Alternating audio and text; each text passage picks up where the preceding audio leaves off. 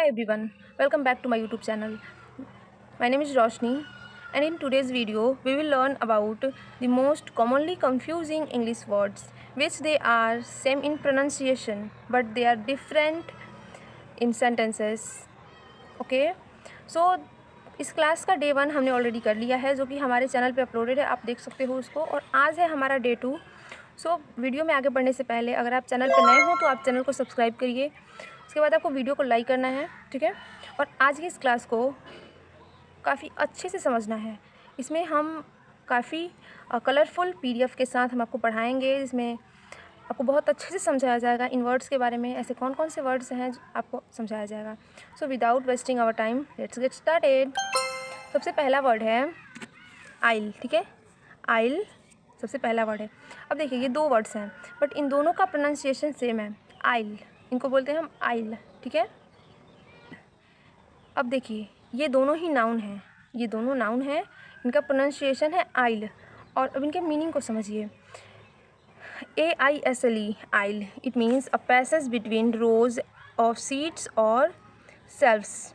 It means गलियारा, जैसे गांव देहात में बोलते हैं ना गलियारा, तो इसको हम लोग गलियारा बोलते हैं। एग्जाम्पल में देख लेते हैं कि please walk down the aisles, means गलियारा की तरफ जाओ, ठीक है। She bought milk from the supermarket aisle, उसने दूध खरीदा कहाँ से, सुपर मार्केट से, ठीक है। वहाँ जो सुपर मार्केट का गलियारा था उसने वहाँ से दूध खरीदा, ठीक है।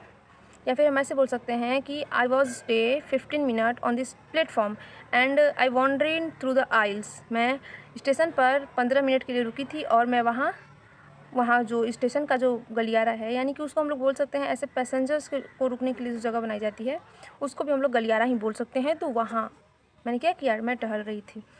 सेकेंड वर्ड है हमारा आइल, ISLE, इट मीन्स एक छोटा द्वीप, a small island, small island, ठीक है, छोटा द्वीप। Example, they live on a beautiful aisles, वो क्या करते हैं, एक छोटे द्वीप पे, एक सुंदर छोटे से द्वीप पे वो रहते हैं। The tiny isle is surrounding by blue water, अब जो छोटा सा द्वीप है वो क्या हुआ है, नीले नीले पानियों से घिरा हुआ है, ठीक है। तो आपने समझ लिया आइल, आइल मतलब एक आइल मतलब होता है वॉकवे, और सेकेंड वन इज़ आइलैंड, ठीक है, गलियारा, एंड सेकेंड वन इज़ छोटा सा द्वीप, ठीक है।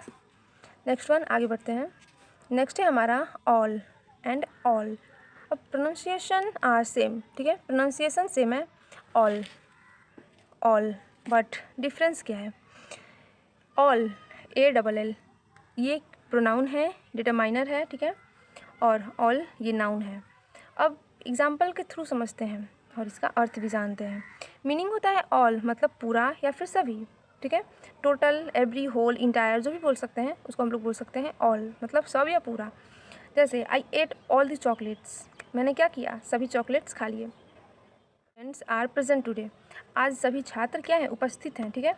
नेक्स्ट इज ऑल, ऑल कौन सा, ऑल देख सकते हैं ये वाला ऑल, इट मीन्स कि छेद या भेदने वाला हथियार। A sharp tool with a pointed and, जैसे उसको हम लोग गांव में बोलते हैं ना सुई, ठीक है, सुई बोलते हैं उसको हम लोग, तो वो, ठीक है। He used an awl to make a hole in the wood, उसने लकड़ी में छेद करने के लिए एक ऑल का यूज किया, यानी कि भेदने वाले हथियार का प्रयोग किया। The tailor picked up the awl, tailor ने क्या किया, भेदने वाले मतलब हथियार या औजार उसको बोल सकते हैं, सुई को उठाया, ठीक है। रिमेंबर करने का ट्रिक क्या है, ऑल, टोटल, ALL, जो लास्ट वाला हमारा L है तो इसको हम लोग लॉट भी बोल सकते हैं, तो हो जाएगा हमारा अलॉट मतलब सभी। Awl it means a tool, AWL, और टूल देखिए मिल रहा है, ठीक है। आगे बढ़ते हैं। Allot and allot, allot this is a verb, allot pronunciation is also difference, देखिए अलॉट, अलॉट, अलॉट, ठीक है। मीनिंग टू असाइन और give something to someone for a particular purpose, जैसे आवंटित करना या निर्धारित करना, ठीक है। एग्जाम्पल, अब किसी को कोई पर्टिकुलर चीज़ देना मतलब कोई ऐसी चीज़ उस व्यक्ति के लिए निर्धारित कर देना, उसको हम लोग बोलते हैं अलॉट, ठीक है। Example, the school has allotted a new classroom, अब स्कूल ने क्या किया, एक नया क्लासरूम सभी के लिए निर्धारित कर दिया, ठीक है। टू आवर क्लास, हमारे क्लास के लिए स्कूल ने एक क्लासरूम निर्धारित कर दिया।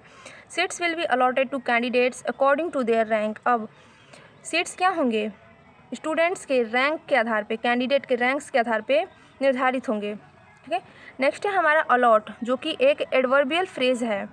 अलॉट क्या है, a lot it means use to indicate a large number और लार्ज अमाउंट।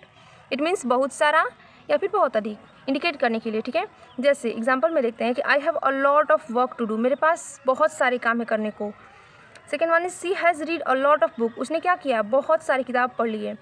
तो अब देखिए, थिंक, अलॉट, अलॉट, एलोकेट, ठीक है, टू असाइन और गिव वर्ब है।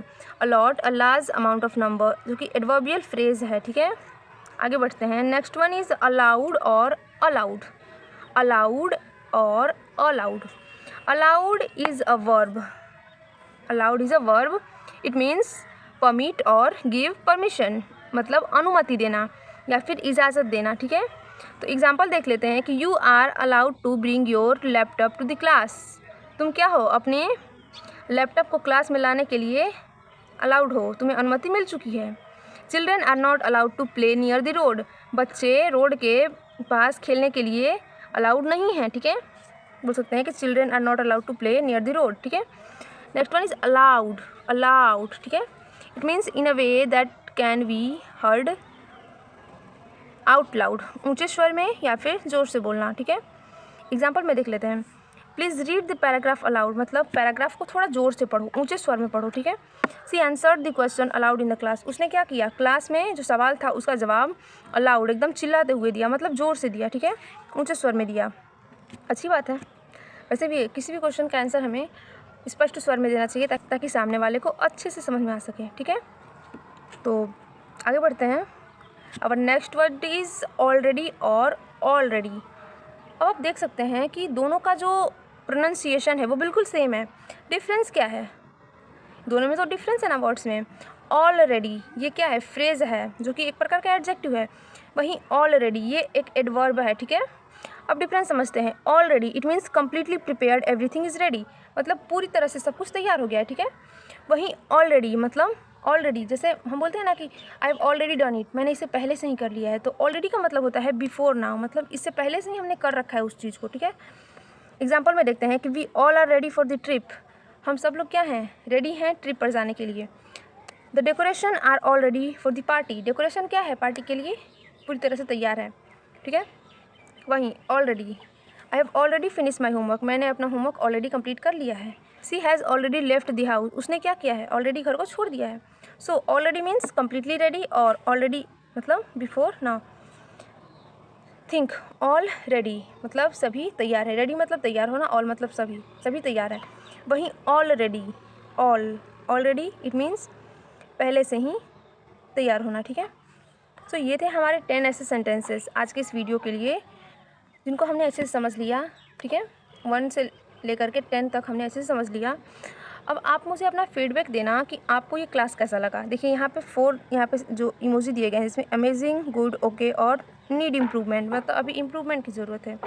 सो आप हमें अपना फीडबैक देना, कमेंट बॉक्स में ज़रूर बताना, और ये भी बता देना कि what did you like the most, आपको सबसे अच्छा क्या लगा, and what can be improved, क्या सुधार होना चाहिए, any topic you wants to me to cover next, और कोई ऐसा टॉपिक जो आप चाहते हो कि मैं उसको कवर करूँ तो आप वो भी बताना, और अपना प्यार और सपोर्ट हम पे थोड़ा सा दिखाए रखना। ठीक है, keep learning, keep growing and keep shining. आप जितना अच्छा मेहनत करोगे रिजल्ट उतना अच्छा आएगा।